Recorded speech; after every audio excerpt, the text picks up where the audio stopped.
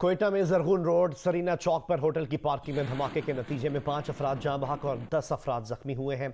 धमाके की CCTV video में जैसा कि आप देख सकते हैं कि एक कार होटल की पार्किंग में आकर रुकती है, जिसके बाद धमाका होता है। वीडियो में कार से कोई शख्स निकलता नजर नहीं आया। होटल की पार्किंग में खड़ी मुतअद्दिद गाड़ियों में आग लग गई। जाँ बहक होने वाले 5 अफराद की शनाख्त भी कर ली गई है। वफाकी वजीर दाखिला शेख रशीद अहमद का कहना है कि ये एक बड़ा धमाका है और चाइनीज सफीर भी इसी होटल में ठहरे हुए थे, लेकिन जिस वक्त ये धमाका हुआ वो उस वक्त बाहर एक फंक्शन में मौजूद थे। कोयटा धमाके से मुताल्लिक मजीद अपडेट्स लेंगे। हमें वीडियो लिंक पर ज्वाइन किया है नुमाइंदा जियो न्यूज़ शहाब उमर ने। शहाब, तफ्तीश में अब तक क्या पेशरफ्त हो सकी है और ये भी बताइएगा कि मशकूक कार पार्किंग तक कैसे पहुंच गई थी? जी अशर, इस वक्त मैं उसी जगह पे मौजूद हूँ, निजी होटल के बाहर ही मौजूद हूँ। ये होटल एक हसास जगह पे मौजूद है। आप होटल के जो रोड है एहतियात चौक कहते हैं, इसके जो दाएं जानिब यहाँ पे असम्बली की इमारत मौजूद है और बाएं जानिब बलूचिस्तान हाई कोर्ट का जो है इमारत मौजूद है और जो तीसरी जानिब में ये जो है निजी होटल है ये यहाँ पे मौजूद है। इसी हवाले से गुज़िश्ता रात जो धमाका हुआ था निजी होटल के पार्किंग में, उसके बाद से ही जो मुख्तलिफ तहकीकाती इदारे हैं CTD हुक्काम यहाँ पे पहुँचे थे। यहाँ पे जो ज़रूरी शवायद थी वहाँ पे रात के वक्त ही यकजा किए गए थे, ताहम उसके बाद से CTD हुक्काम की जानिब से उस इलाके को कनात लगा के दीगर जो है चीज़ें लगा के उसको सील कर दिया गया, चूँकि रात के टाइम तो और अभी सुबह के टाइम पे जो मज़ीद तहकीकाती जो इदारे हैं वो यहाँ पे आएंगे और इस हवाले से मज़ीद जो है शवायद यकजा किए जाएंगे। इसी हवाले से चूँकि जो CCTV फुटेज में उसमें भी कुछ नज़र आ रहा है कि गाड़ी आती है और यहाँ पे बाहर पर अंदर रुक जाती है। तो अस्पताल जो निजी होटल के सिक्योरिटी के हवाले से मैं कुछ बताता चलूँ कि यहाँ पे जो दाखिल होते हैं दाखिली दरवाजे पे ही 2 सिक्योरिटी गार्ड अमूमन मौजूद होते हैं और दाखिल होने से पहले ही जो आईना है, आईने की मदद से गाड़ी के जो व्हीकल उसके नीचे चेकिंग किया जाता है कि उसके नीचे है कोई चीज़ इस तरह का फिट या नस्ब नहीं है, बारूदी मवाद कुछ इस तरह का। उसके बाद इंटर होता है। इंटर दाखिल होने के बाद भी 2 बैरियर लगे होते हैं, जिनमें एक बैरियर जो है मैनुअली आज से उठा के नीचे रखा जाता है, दूसरा जो है वो इलेक्ट्रिक सिस्टम के थ्रू जो ज़मीन के नीचे नस्ब किया होता है। चूँकि वहाँ जब इंटर होते हैं दाखिल होने के बाद भी जो गाड़ी का जो अंदर का जो बॉनेट है, बाहर का बॉनेट सामने का, उसको भी 2 सिक्योरिटी गार्ड खड़े होते हैं, उसको भी चेक करते हैं आया कोई इस तरह की चीज़ उसमें गाड़ी के अंदर जो सामने की जाने फिट नहीं है, उसके बाद बंद किया जाता है। तो उसके बाद जो है जो रुकावट है उसको ऊपर किया जाता है और जो इलेक्ट्रॉनिक सिस्टम है उसकी मदद से जो दूसरा रुकावट है उसको नीचे करते हैं। जब ऐसे गुजरेंगे तो तीसरा एक और जो है वहाँ पे बैरियर लगा होता है, उस बैरियर को उठाते हैं, उसके बाद से ही पार्किंग में पहुँचते हैं। जिस वीडियो में देखा जा सकता है कि जो गाड़ी है वो अंदर की तरफ जा रही है, लेकिन उसमें जो शीशा है वो लगाते हुए न दिखाई नहीं दे रहा। ताहम जो सिक्योरिटी गार्ड है वो शीशा उसके हाथ में होता है, उसको रखते हुए नज़र आता है। उसके बाद जो है गाड़ी इसी तरह वो अंदर जाके वो पार्किंग में खड़ी हो जाती है। जी अच्छा शाह, ये भी बताइएगा कि धमाके में जख्मी होने वाले अफराद जो उनकी हालत कैसी है?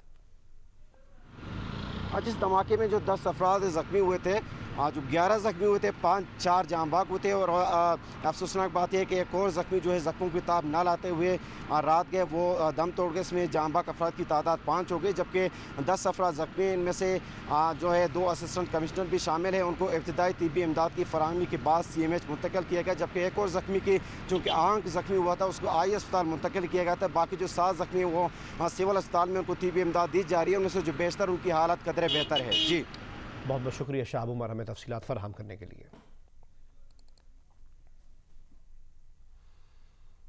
और अब आपको बताएं कि DI खान में पुलिस मोबाइल पर नामालूम अफराद की जानिब से फायरिंग की गई। इस वाक़े में एक एहलकार जख्मी हुआ है। पुलिस के मुताबिक जवाबी फायरिंग पर मुल्ज़िमान फरार हो गए। इलाके में सर्च ऑपरेशन जारी है। इसकी मजीद डिटेल्स हासिल करते हैं नुमाइंदा जियो न्यूज़ सईदुल्लाह मरवत से। सईदुल्लाह मरवत, ये बताइएगा कि यह वाक़या कब और किस इलाके में पेश आया?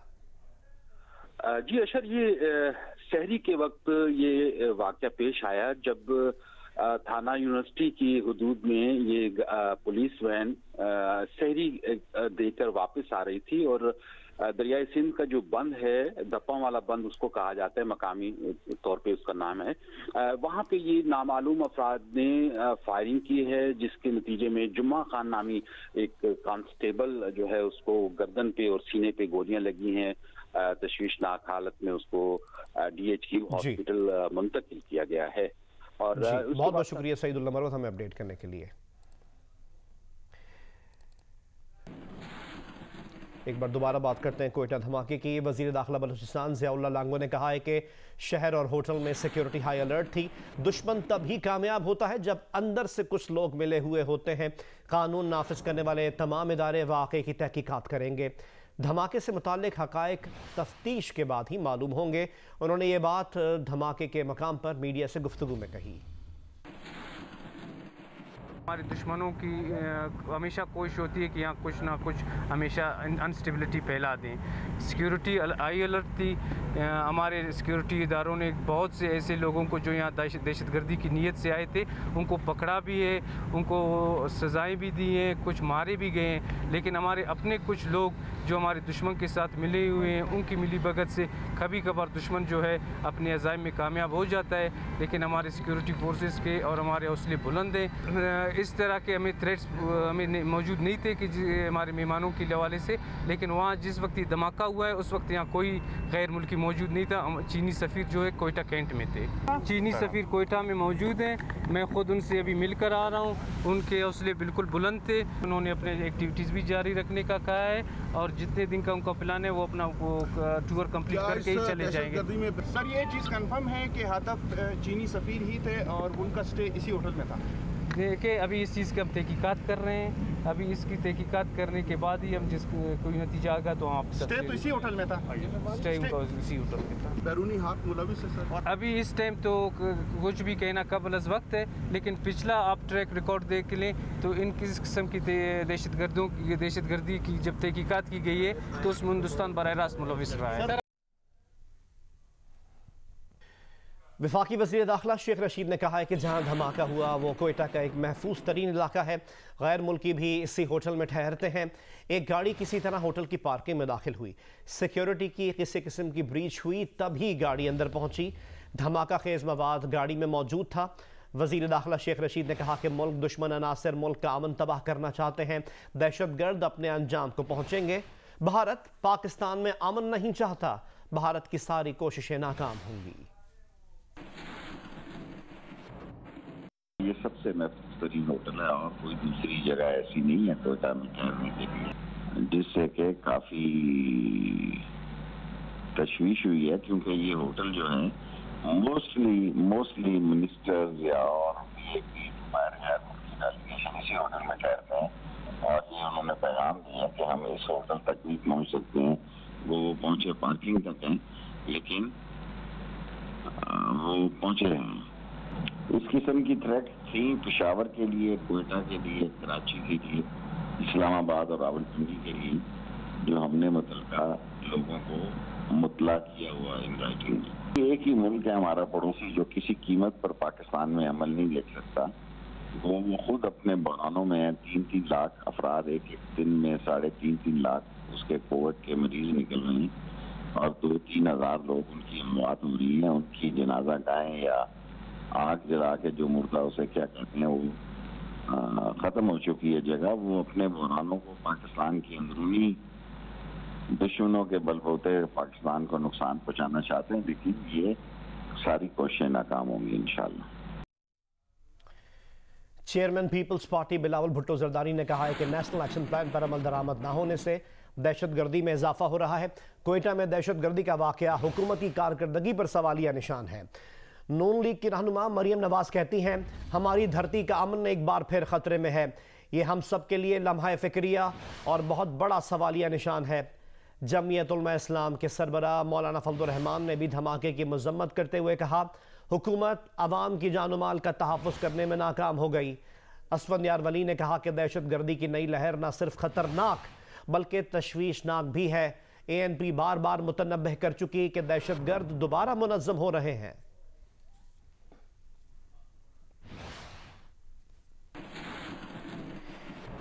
बुलेटिन में आपको कोरोना की सूरत हाल के मुतालिक अपडेट करें। ताज़ा दादोशुमार जारी किए गए हैं। पिछले 24 घंटे का जायज़ा है। पाकिस्तान में कोरोना वबा से मजीद 98 अफराद इंतकाल कर गए हैं। 24 घंटे के दौरान 5857 नए केसेस भी सामने आए। NCOC के मुताबिक गुज़िश्ता रोज़ 57,591 टेस्ट किए गए। मुस्बत केसेस की शरह 10% से ज़्यादा रही।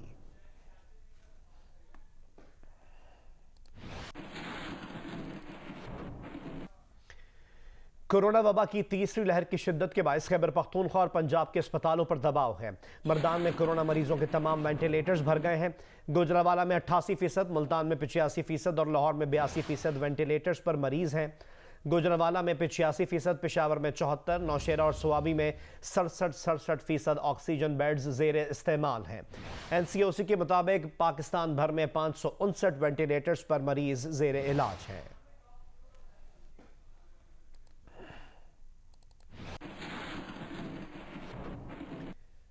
NCOC के सरबराह और वफाकी वजीर असद उमर ने खबरदार कर दिया, कहा कि अवाम एहतियाती तदाबीर पर सही से अमल नहीं कर रहे, इंतजामिया भी जिम्मेदारी नहीं निभा रही। कई हफ्तों से वार्निंग दे रहे हैं, आखिरी मौका है। SOPs पर अमल ना किया गया तो बड़े शहरों को बंद करने के अलावा कोई रास्ता नहीं बचेगा।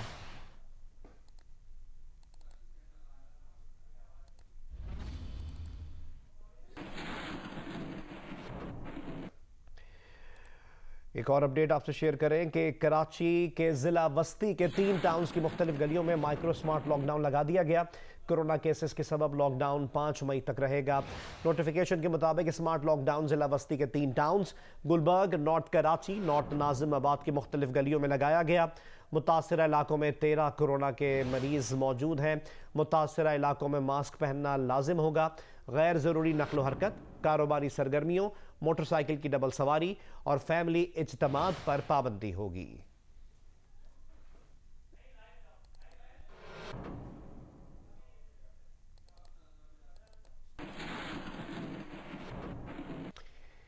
सिंध में भी कोरोना की बरतानवी किस्म के केसेस रिपोर्ट हुए हैं। वजीर सेहत सिंध अजरा पेचो का कहना है, कराची में की जाने वाली स्टडी के मुताबिक 50% नमूनों में बरतानवी वायरस की तस्दीक हुई है। वजीर सेहत सिंध अजरा पेचो ने यह कहा।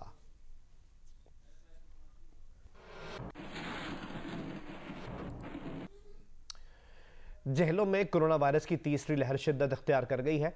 गुज़िश्ता 24 घंटों के दौरान 60 अफराद कोरोना की रिपोर्ट उनमें मुस्बत आई है, जबकि 5 अफराद जान की बाजी हार गए। गुजरात में भी कोरोना वबा की सूरत हाल तशवीशनाक है। मजीद डिटेल से हमें आगाह करेंगे जेहलुम से नुमाइंदा जियो न्यूज़ सुहेल इम्तियाज़ और गुजरात से राजा रियाज रासिख।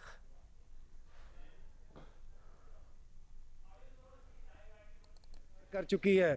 गुज़िश्ता 24 घंटों के दौरान 60 अफराद में कोरोना की मुस्बत रिपोर्ट आई है। इस वक्त DHQ अस्पताल में 138 कोरोना के मरीज़ ज़ेर इलाज हैं, जिनमें से 7 मरीज़ ऑक्सीजन पर हैं। गुज़िश्ता 24 घंटों के दौरान 5 अफराद कोरोना वायरस की वजह से ज़िंदगी की बाजी हार चुके हैं। अगर बात की जाए DHQ अस्पताल के अमले की, तो इस वक्त पैरामेडिकल और मेडिकल स्टाफ के 70 अफराद कोरोना से मुतासर हो चुके हैं। जी, पंजाब में दूसरे शहरों की तरह गुजरात में भी कोरोना की जो तीसरी लहर है वो बड़ी शिद्दत के साथ इस वक्त जा रही है। 95 के करीब कोरोना के जो पेशेंट मौजूद हैं, जो तमाम के तमाम ऑक्सीजन में हैं। इसमें से 33 जो कन्फर्म मरीज़ हैं। कन्फर्म मरीजों के अलावा सस्पेक्ट मरीजों की डेथ रेशो जो है वो ज़्यादा आ रही है। लाहौर की अदालत में जहांगीर तरीन और अली तरीन की दरख्वास्त जमानत की समाअत हुई। इस वक्त जहांगीर तरीन मीडिया से गुफ्तगू कर रहे हैं।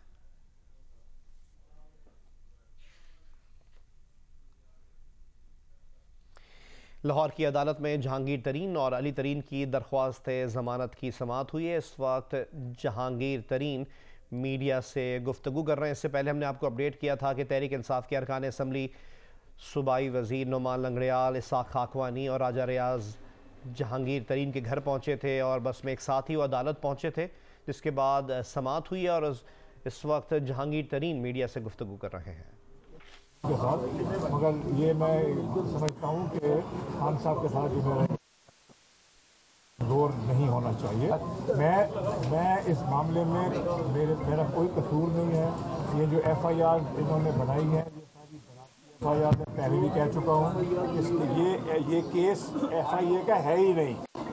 ये कोई ऐसी चीज़ नहीं है जो FIA का हो। मुझे बताएं, आप तरह जाके मुताला करें, कौन सी आज तक इससे पहले FIA ने प्राइवेट कंपनी कारोबार में कभी किसी को ऊपर FIR बनाई? कोई मुद्दई नहीं है। किसी मेरे शेयर होल्डर ने आज इतराज़ नहीं किया।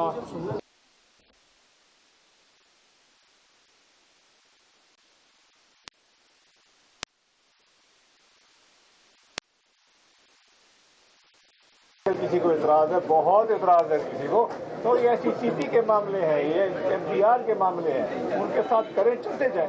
मैंने नून लीग के दौर में जब मैं और इमरान खान के साथ शाना बशाना खड़ा था और मैंने डट के मुकाबला किया था, खुल के मुकाबला किया था, उस वक्त भी नून लीग ने पूरी मेरे कारोबार की छानबीन की थी और उन्होंने मुझे कई नोटिस भी भेजे, टैक्स के नोटिस, इसका नोटिस, उसका नोटिस, और मैं अभी तक उनका मुकाबला कर रहा हूँ। मुकाबले से मैं नहीं करता, मेरी बात सुने, मगर ये वाला काम जो हुआ है ना, एक सिविल केस को जो एक कॉर्पोरेट केस है उसको फौजदारी में कर दिया है, ये नून ने नहीं किया। अच्छा बताइएगा कि हुकूमत की तरफ से एक सियासी कमेटी बनाई गई है जिसके अंदर वफाकी वज़रा शामिल हैं और उस कमेटी को ये मैंडेट दिया गया है कि आपसे या आपके दोस्तों से रब्ता करें। आप कहते हैं कि सिर्फ और सिर्फ इमरान खान से रब्ता या बात होगी।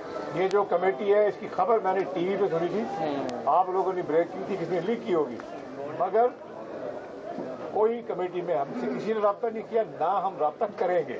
मैंने फौरी तौर पर तस्दीक कर दी थी कि हम नहीं किसी कमेटी से मिलेंगे, हम सिर्फ और सिर्फ ग्रुप ने इमरान खान को, या 30 से ज़्यादा लोग हैं, 35 से 40 हो जाएंगे, इन सब लोगों ने कहा कि सर हमें हम आपके MNA MP हैं, आप हमारे वोटों से यहाँ पे हुकूमतें बैठी हुई हैं, तो आप मेहरबानी करके हमारी बात को सुने, टाइम दें। मुझे बड़ी खुशी है कि ये अब इंशाल्लाह ताला फैसला हो गया है और ये मुतवक्का है। जलील साहब आपके दोस्त इस वक्त कल चीफ मिनिस्टर को मिले हैं, तो उनमें सूबाई वज़रा भी शामिल है, अरकान असेंबली भी शामिल है, जो कल CM को मिले हैं, ये किस किस्म का सिग्नल था?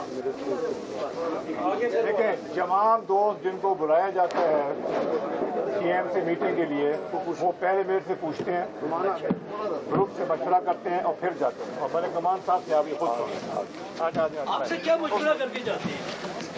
पूछते हैं, क्या पूछते हैं आपसे? शुरू करो। आपने जो सवाल किया है कि चीफ मिनिस्टर साहब से मेरी मुलाकात हुई है, और यकीन मानिए जिस तरह उन्होंने तरीन साहब का जिक्र किया है और उन्होंने ये कहा कि इसमें कोई शक नहीं कि जहांगीर खान तरीन साहब की बहुत ज़्यादा खिदमात है PTI के लिए और मेरे दिल में उनके लिए बहुत एहतराम है, तो मैंने कहा कि आप हमारे वज़ीर आला हैं, आप मीडिएटर का रोल प्ले करें और ये जो मामला है इसमें जहांगीर खान तरीन साहब को विक्टिमाइज किया जा रहा है किसी वजह के बगैर, आप अगर बीच में रोल प्ले करें तो इंशाल्लाह ताला ये क्रेडिट भी आपको मिलेगा और ये मामला भी हमारा बड़ा आसानी से हल हो जाएगा, क्योंकि इससे आगे ना हमने कोई सोचा है और ना ही इससे आगे हमारा कोई इरादा है। तो मैं समझता हूँ कि जिस तरह CM साहब ने यकीन दहानी करवाई है, ये मामला इंशाल्लाह अनकरीब। थैंक यू जी।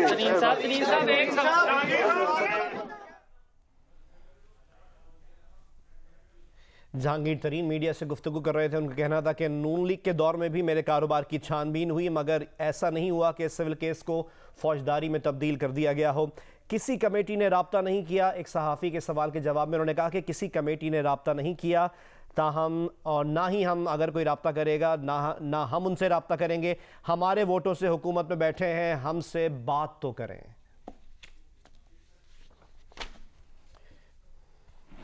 पाकिस्तान को माह जून तक फाइजर बायोटेक वैक्सीन की पहली खेप फराहम कर दी जाएगी। द न्यूज़ के सहाफ़ी वकार भट्टी की रिपोर्ट के मुताबिक वफाकी हुक्काम ने बताया कि कोवैक्स के जरिए पाकिस्तान को फाइजर की मैसेंजर mRNA वैक्सीन की 1 लाख खुराकें मिलेंगी।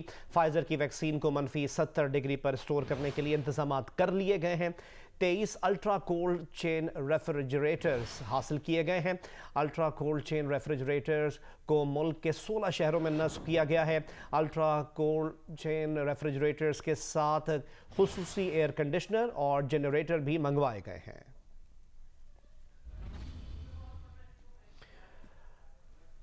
पाकिस्तान को माह जून तक फाइजर बायोटेक वैक्सीन की पहली खेप फराहम कर दी जाएगी। द न्यूज़ के सहाफ़ी वकार भट्टी की रिपोर्ट के मुताबिक वफाकी हुक्काम ने यह बताया है कि कोवैक्स के ज़रिए पाकिस्तान को फाइजर की मैसेंजर mRNA वैक्सीन की 1 लाख खुराकें मिलेंगी। पाकिस्तान को माह जून तक फाइजर बायोटेक वैक्सीन की पहली खेप फराहम कर दी जाएगी। इस वक्त द न्यूज़ के सहाफ़ी वकार भट्टी ने मैं टेलीफोन लाइन पर ज्वाइन किया, उनसे मज़ीद डिटेल्स हासिल करते हैं। वकार, क्या मज़ीद अपडेट्स हैं?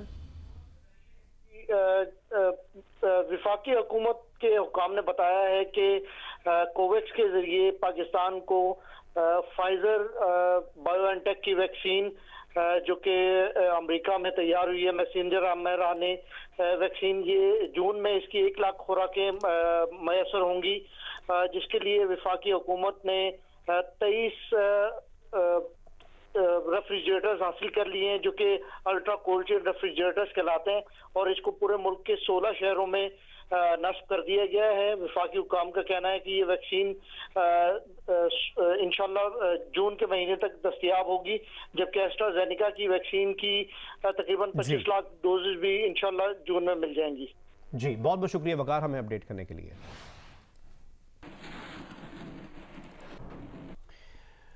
और अब आपको बताएं कि मुल्तान में गुज़िश्ता माह मेट्रो और स्पीडो बस सर्विस को बंद करने के बाद मुसाफिरों की सहूलत के लिए बसें दोबारा चला दी गई हैं। मजीद बता रही हैं नुमाइंदा जियो न्यूज़ मैमूना सईद।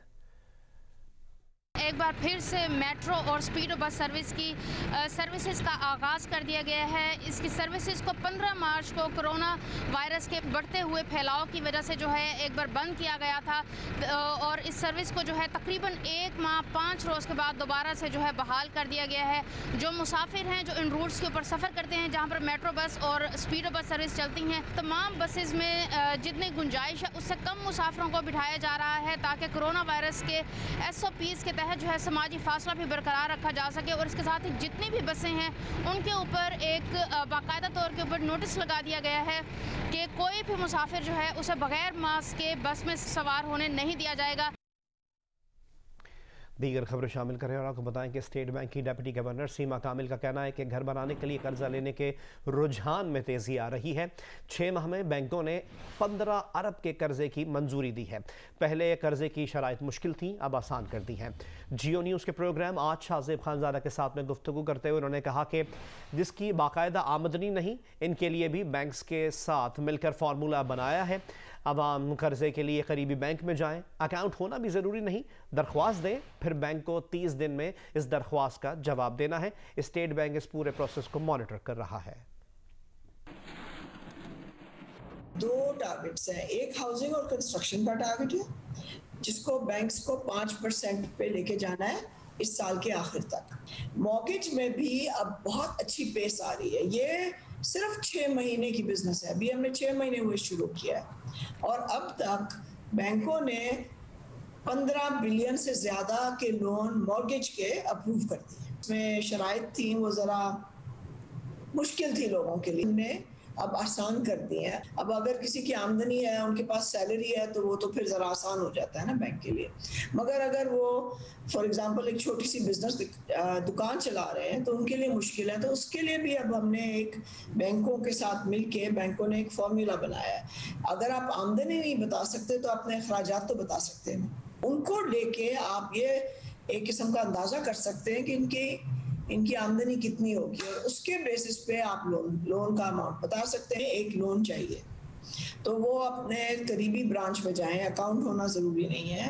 एक सिंपल एप्लीकेशन फॉर्म है, वो भरना होता है और 30 दिन में बैंक को अपनी कहना होता है कि जी आपको इतना लोन मिल सकता है या नहीं मिल सकता, और अगर नहीं मिल सकता तो क्यों नहीं मिलेगा।